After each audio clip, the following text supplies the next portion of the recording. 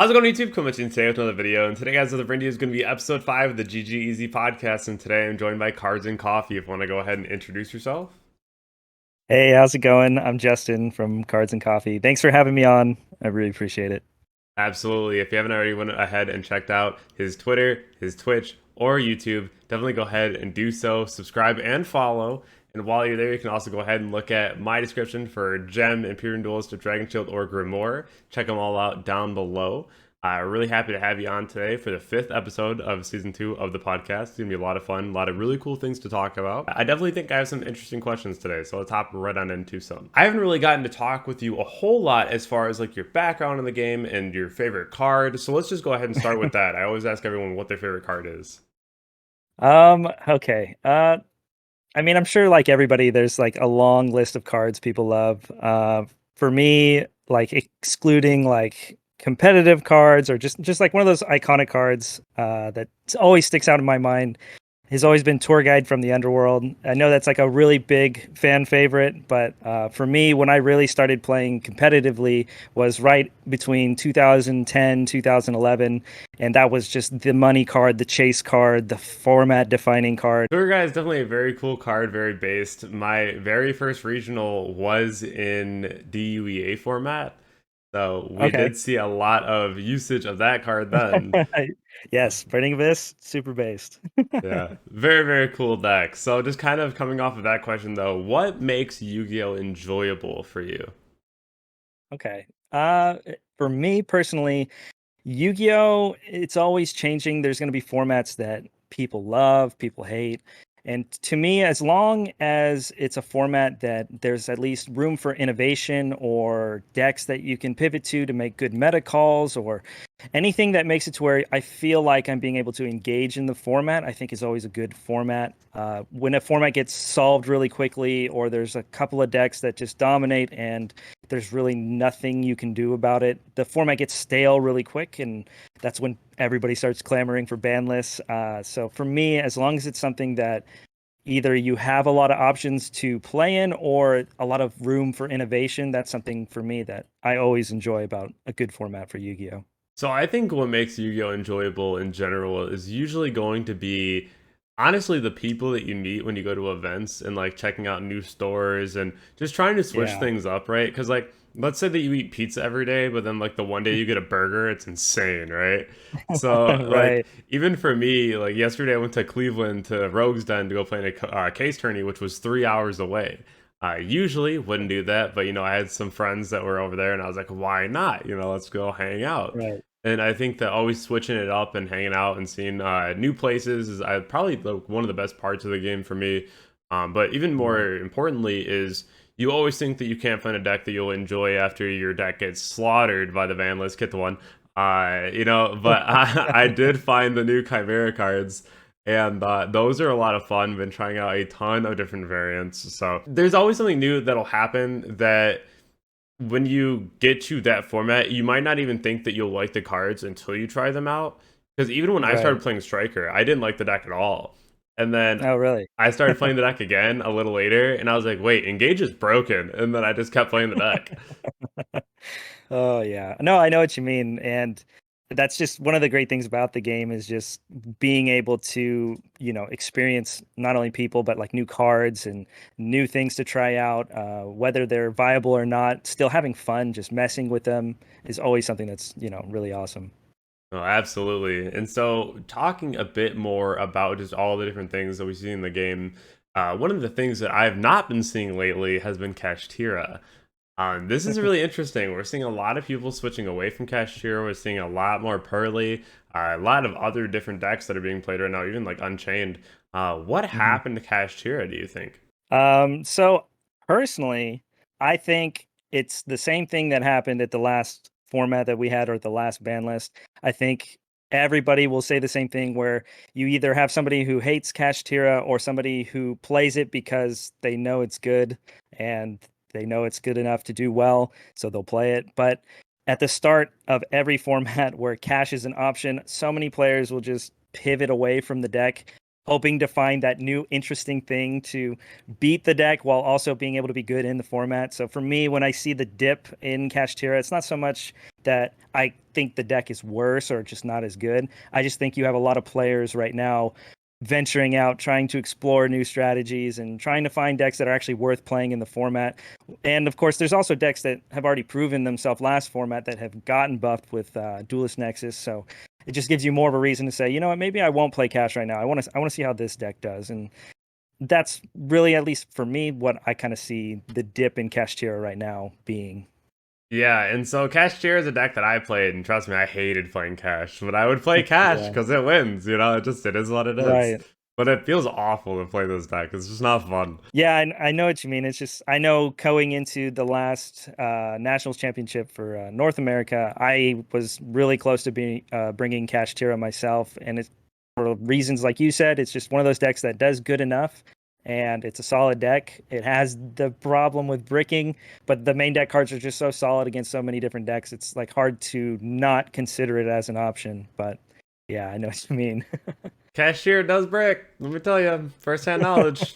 It does do that. Yes. Hopefully, we do just see this deck get slaughtered, and then we can be like, all right, cool, next. Just this deck was not a very Right. fun meta deck, especially right after Tier Limit. Getting a deck like this, it just was worse to deal with than Tier Limit was. Like, it was crazy. Yeah. Yeah, and so many decks, especially like modern decks that have some kind of effect on the graveyard, whether it's like super graveyard reliant or just something that needs a resource or needs something to hit the grave, or even simple as discard this card from your hand to the graveyard. Like that is enough to like stop a lot of things. And the existence of Macrocosmos on legs is definitely something that warps a lot of that. Yeah, even the Chimera cards, they have to go to grave to get effects. So that Yeah. sucks. So, talking about cards that could be banned, what are our thoughts on the upcoming ban list? For me, I have like my hopes, and then I have like what I think I could see some like Konami doing. I would like to see a Rise Heart band. I have no problem with the Kashtira main deck cards, honestly. It's just Macrocosmos is just really annoying against so many different decks. There's so many times where I'll build a deck and be like, this is so much fun to play. And then you stare against just a Rise Pass, and you're just like, damn, why is this so hard without non-engine, right? But so that would be like my first hope, is to see that card banned. Fenrir can stick around. I think that's a generically good card for other decks. But yeah, just a Rise Heart's the one that really bugs me. So, I definitely want to see Calamity get banned. This is a card Mm. that, behind reframing, if you don't have like the perfect, two cards style this whole board, then you're gonna have a rough time. And I think that's Yeah. kind of crazy. It's just like Zexal, where you just have a card that hits the board and you're like, okay, like I'm done. This is awful. Yeah. Unless you're playing like Labyrinth, then you're fine. Yeah. But other than That's the play that, for sure. yeah, it's definitely frustrating. So I don't know. I want to see this card gone because I think that it's just like, even if it's not super prevalent right now, I think that it only gets more prevalent. Right. We're getting a lot of crazy cards in Ggez, and it's going to be definitely interesting to see what those do to this current format, especially the horse cards. I think those are really good. Yeah. Um, the other thing, though, with the ban list coming up, we're going to be talking about a card here in a moment that I think really deserves it, but we'll kind of talk about it. But beside that, I think that D Shifter just has to go. That is a Right. card that, if we look at a lot of the new cards, we're like, these cards are cool, and then we're like, D Shifter is also very not cool. So it's definitely unfortunate with that card being around. Right. But we'll definitely have to see what they do. But Calamity and D Shifter, anything else is just a cherry on top. Right. And I would like to see Calamity hit as well. If I was a gambling man, I would be willing to bet it doesn't get hit, but I could be wrong. It just doesn't seem like something that Konami would do, but I don't work for them, so I don't know what they're thinking, but I know with cards like that in formats like the format we're getting into, hand traps are going to be kind of the direction I see the format pivoting. And so I could see a lot of people justifying, well, if you have a bunch of hand traps, they shouldn't even get to that combo anyway, so it's not a big deal. Or if you side deck these cards correctly, it's just not a big deal. And that is a valid point, and it actually could be the case in time where you start to see players not playing Calamity because they find more times than not they get hand trapped a bunch of times, so they never really get to that board anyway. So you might even see that card fall off and play eventually. But the fact that there is a card in the game that just skips your turn, in my opinion, is just something that's, never fun or enjoyable for anybody. So I genuinely hope it does get hit, but time will tell. Time will tell, and time will also tell what happens to Droll and Lockbird. So this is an interesting conversation. It's a very interesting one. So I have two sides to this argument. Should this card be banned? Yes and no. And so I think that yes, because I hate getting hit by it, right? No, because I love using it. But so it's a duality per se. Because like using Droll means that you don't get full comboed on by the decks that can absolutely kill you if you can't stop their board Right. from happening. Because a lot of Mhm. times, opening up a single hand trap against those decks won't do anything. But if you're playing against Pearly and you imperm and they pass, great. But if you're playing against Pearly and you like imperm or Ash and they still put up a 6/7 mat in the wire, you're cooked. So that's where Right. Droll is like, yeah, like this card is kind of important to make sure that those decks can't do that. But then it's like really unnecessary. If you even want to play anything right now that's relatively tier two, and then you realize how badly you could just lose to Droll hitting the board, like that's awful. And it's the same conversation with like Nibiru. And so I think that card's fine because like you still get a couple summons under Nibiru, and then if you're playing something like egregious and you can't put up negation for it, then yeah, there's a punish. Like, there's Nibiru, which is fine. Right. But Droll, if you just go, hey, I want to activate this cool upstart and striker, and then they go, Droll Knockbird, you're like, man, that's insane. Like, I didn't even get to play the game. So for me, Yeah. I think that it's super toxic, but with the current format, it's pretty necessary. So I'm very torn Right. on this card. No, I agree. It's definitely one of those, like you said, a card of duality for sure. Because when you get into a format where it either requires hand traps to stop decks, or it, requires a card with a lingering effect like D Shifter or Droll to stop it, you get into some weird deck building areas where you have to decide: do I play a deck that plays 12 plus hand traps because like if you're playing like 13, then you're more likely to open two than you are to open one. So that way you can have multiples of these low impact hand traps to stop them. Or do you just say, I'm going to play, a play set of each of these high impact ones because my deck can get away with that. And then now you have those turn skip cards that just stop these other decks from playing. And the formats just get into really weird places when it comes to deck building and deck choices, especially if you're playing like a deck, I don't know, like branded, where you can't get away with playing 12 plus hand traps usually. Uh, Again, I've never been the biggest fan of these lingering effects, and I could definitely see a world where Droll and Lockbird does get banned. But like you said, it is kind of one of those necessary evils because there are decks that can play through or around it, and there are decks that just don't get phased by it at all. So you kind of have to ask yourself, what really is the problem with this card? Aside from skipping turns of other decks that might not have a chance in the format, because that's for me like the biggest issue when you have these, like you said, two like tier two strategies that are trying to fight their way up the ranks, but then they just happen to lose to these Droll and Lockbirds. Also, it makes it really hard for all these other strategies to come forward. Yeah, we look ahead to new support, and when we see cards like this still being in the game, it's definitely a little unfortunate. So I know that Droll has been in the game for a very long time. Another card out of Star Yeah. Strike Blast, unfortunately. Like, we just see so many of these cards out of Star Strike Blast that are just so crazy. Yeah. And it is something. It is something. So I want to know what the next card out of Star Strike Blast is going to be, that we all start using. Um, Right. but yeah, this card is definitely very toxic. But so we get to another question, kind of falling off of what you were saying. Do you think that it's a bad format when we need hand traps?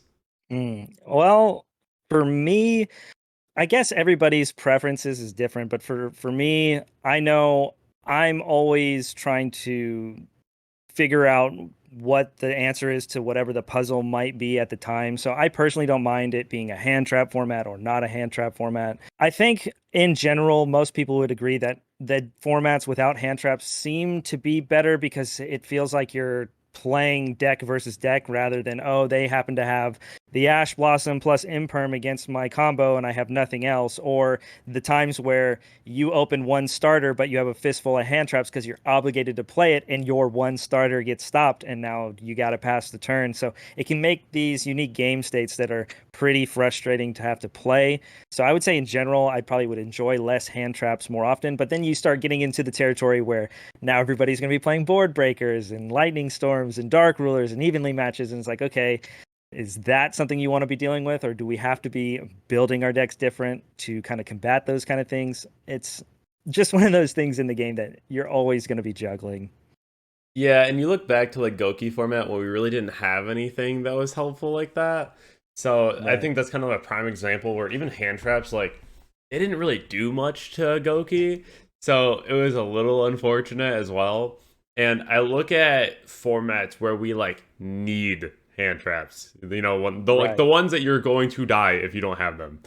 And I think that those formats are not super healthy because it usually Mhm. implies that something's on the other board that is so ridiculous that shouldn't be in the game. Uh, Right. and we've seen this happen quite a bit throughout different formats. And even if we are in like a board breaker esque format, I think that it's like fine. But that's why I think I like tiers so much, is because in that format, it wasn't a hand trap format, it wasn't a board break format. It was just Right. deck versus deck. And it's because like hand traps were not great, board breakers weren't great. Like your engine had to outgas tier. And Yeah. I think that's why I love that format so much. Is because like you didn't have these weird concessions where you're like, well, what if I get even lead? Like that sucks. You know, it's just like Right. we're just gonna play some Yu-Gi-Oh, and that's how it felt the entire time playing Tier. It was we were just playing Yu-Gi-Oh, and Right. I think that's where a lot of people fell short when they said that like didn't want to play the deck or they thought the deck was like too crazy. It's like take a step back real fast and look at the formats that we've been like playing in, right? You have ones that you're just getting hit by every hand trap under the sun, or you have other ones where your board's getting broken in 2 seconds. But then you have tier where like it's just engine on engine, like you know, where you're just seeing what you can Yeah. do. So it was a lot of fun. I personally think it's usually a bad format when we need a lot of hand traps. Because if I remember, like I need to open 2 hand traps or lose the game. Like we're talking like VFD format, and it's just Yeah. not fun. Yeah, that was a dark age for sure, 2020 with VFDs and, Buster Dragons getting equipped to lock you out of the extra deck. It was a great time. Yeah, it was definitely something. So talking a bit more about that side of things, is the game in a good spot right now? Like, do we consider it to be really healthy? Do we consider it unhealthy? Things that need to change? I think for me and my preference, I think the game's in an okay spot. There's obviously some things that I would like to see go, like I mentioned with like a Rise Heart. Shifter's another one of those cards that just really annoying for a lot of decks. But I think in general, as long as a game is letting you play for the most part, or at least giving you options to deck build around what you expect, then I genuinely would say that it's a good format, or at least something that I would enjoy.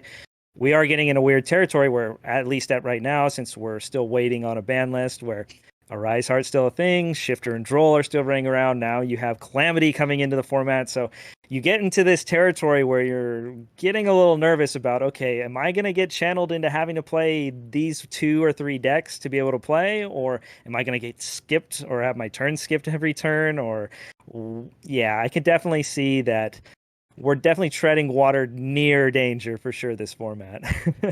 Yeah, I want to say that the game is fine, but I also am very reluctant to say that it's fine, right? Right, Because right. it's super fun right now with like the new Chimera cards, and I'm actually finding something that I like to play. But then you get into situations right now where like everyone's maining droll, and if you breathe, you get drolled, and then if you don't open up an interruption, you have to stare at 7 Mat Noir and a draw 6. Right. And then you turn around, you play against Cashier and you get shifted. And you're like, oh, you know, like there's so many things that I'm like, this just isn't what I would call fun. And another Right. thing that people talk about is talent. And it's like even if you droll someone and then they just go, that's cool, talent, and they rip another one out of your hand, and then they still can like kind of play, then it's even Mhm. worse. So I think that there's a lot of things right now that the next ban list just has to address. And Is talents one of those cards you think should be addressed? I think talents is fine. I say that because it's not like it's always the craziest card. It's either the best card you've ever had or the worst card in your deck, and there's no in between.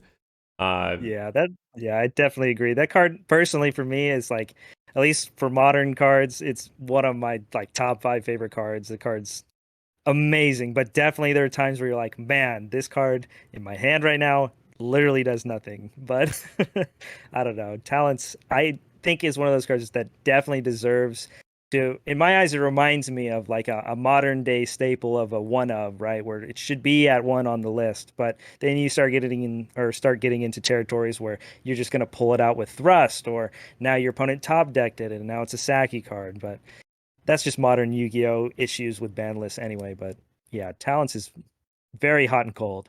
yeah, it's a very cool card. And, like when I read it, I was like, this is 3 ban cards in one. What is going on? And then that was the first card that I ever bought a playset of for over $300. And I was like, I Mm, just know that I own these right now and it's really new and I probably won't run into it a lot and people are not going to play around right. this. And Yeah. it was so crazy. But now, I mean, like, I don't know. It's kind of in the mental lexicon of just like, don't play into an anima zone, don't play into talents, don't Right. play into mech knights. Like, it's just in the back of your mind now. So Yeah. I think it's like fine. It's kind of ingrained into the game at this point. Right. No, and it's so funny you say that because it really does happen throughout the history of this game. Just whether it was, you know, attacking with your smallest monster first to not get hit with gores, or in goat format, you actually do the opposite, where you want to attack with your bigger monsters first, because if they flip scapegoat, then if you attack with your tiny guys first, they'll just take that first and, chump block the bigger guy. So it's like moving from format to format, learning these niche interactions of cards that everybody's playing, and then kind of ingraining it into your brain to where it's something that you just naturally do. It's one of the things I find is super cool about the game. Yeah, that's why it's really hard for like new people to start, I feel. Because like we already have the layers. And Right. so like when people start and they get hit by something, it's like, oh, you should have played around that. And they're like, what do you mean? I'm like, oh yeah, that's right. It's like my bad. Right. It's always really fun. I kind of like how everything's just kind of like ingrained, and just doing like, yeah, you probably shouldn't do that for this reason. Right. Like I still try to summon my most valuable monster in the furthest right zone for like what is that, Geonator and stuff like that. Just Yeah. like out of it's just super niche stuff, but like might as well play around everything you can if you have the power to, right? Even just like doing effects in battle phase to play around Valor when Valor hasn't been used in, 6 months or whatever. Just small little things that, while, 95% of the time it's not going to be relevant, all adds up at the end of the day to, getting done what you're trying to get done. Oh, absolutely. And so, we're talking about a lot of these different decks right now, looking at a format. And when you come into a format and all the decks that you pick up and all the different things you want to play and all the things you got to prep for, um, how long should decks stay relevant? Because if we look at a Mm. format where we just had last year 2.0 with like Sword Soul and what have you, and branded. So how long should those decks be able to stay in the game before they just get addressed and we can actually get like a new kind of format? Because even if the deck isn't like super crazy, I still think that it'd be really cool if we saw like massive hits to these other decks that are really common Mm. to spark new decks being a thing. Because it's like if they Right. hit Sword Soul and branded relatively hard, or even like Dragon Mhm. Link relatively hard, like it'd be kind of cool to start seeing decks like Vertiself Madolche. We could start seeing like Marincess be really popular. Like all these different decks that are just kind of waiting in the wings to be popular. It'd be really cool to see some of those have resurgence. Right. No, I agree. I definitely think there's some merit to being able to clear the way for other strategies to make its way through. But to kind of play devil's advocate, I also do enjoy the fact when you see a deck that's lingering around, because there's also the benefit to like maybe a player who doesn't get to play as often. So to own their Sword Soul deck and then play it out of regionals and then, have to dip out of the game for 3 to 6 months and then come back and be like, oh, is Sword Soul still a thing? They're like, yeah, you don't have Protoss anymore, but your deck's basically the same. They're like, oh, cool, I'm going to pick this up, I'm going to play it. And so I think that's something that's really good for the overall like health of the game. But when it comes to like hyper competitiveness or wanting different decks to make its way in, being able to trim away some of these decks that have been around for forever is something that typically isn't done, but would be very welcome to, many competitive people just being able to mix up what they're playing. But also, you see stuff like Burning Abyss, probably the deck that's been around and competitive for the longest ever. I mean, right now you don't see it, but I want to say that at least competitively, that deck has the most tops and the longest span of representation in top cuts throughout years. And in the beginning, people would complain about it being so annoying to keep on running into Burning Abyss. But then you see after years, when a Burning Abyss would top a regional or a YCS randomly, you'd have so many people happy and just throwing their hands up like, this is so awesome. This deck from, 5 years ago just topped an event. That's so awesome. So it's very weird to kind of juggle these things, but I definitely agree with like the core of what you're saying. Being able to bring other decks and strategies into the game is always something that's fun, kind of like what we touched on earlier. And I think for me now, it's more about finding those windows of time where maybe this deck isn't that good on paper, but with how this format's panning out and playing and the tech choices and the popular choices that you expect to show up, maybe this deck that's really bad actually has a place in this puzzle for this specific event to actually do well. And I think that's what's really fun when choosing those other niche rogue decks in the process. But yeah, I definitely agree. Yeah, I think it's really interesting when those bad decks get like a Guru, a Martha, a Circular, and everyone's just like, "Whoa, where did that come from?" You know? Right. Konami has I mean, proven look, time and time again that they can and they will.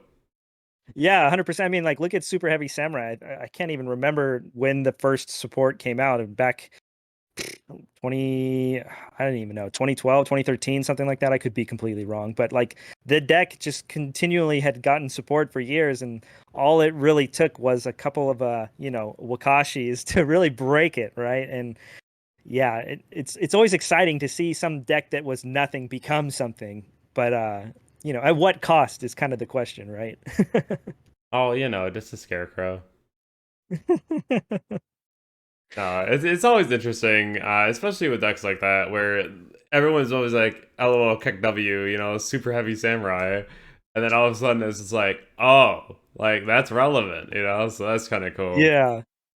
Um, I do appreciate you joining me on the episode today. It's been a lot of fun talking about all the different decks in the format and the different things that could happen.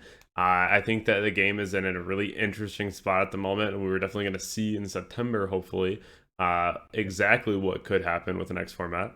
If you haven't already checked out Cards and Coffee, definitely go ahead in the description below. Check out his channel. Definitely go ahead and do so. Any final words for the episode? No, well, thanks for having me on. I really appreciate it. Love your content and everything you do for your community is super awesome. Shout outs to all the people out there who tune into the content. You guys are all amazing. You guys are all super supportive to both Gigi and of course myself. And yeah, we do this all for you guys. You guys are awesome. Hey, I really appreciate it, and I'm sure everyone else does as well. If you haven't already checked out any of the socials listed here, Instagram, Twitter, Twitch, Discord, Medify, definitely go ahead and do all that. And then also subscribe to the channel. We're on our way to 20,000. We're almost there. We're going to get there. End of the year. By the end of the year, we're going to be there. It's very exciting. So I hope everyone has a wonderful night. We'll catch you all in the next video. Thank you. Thanks.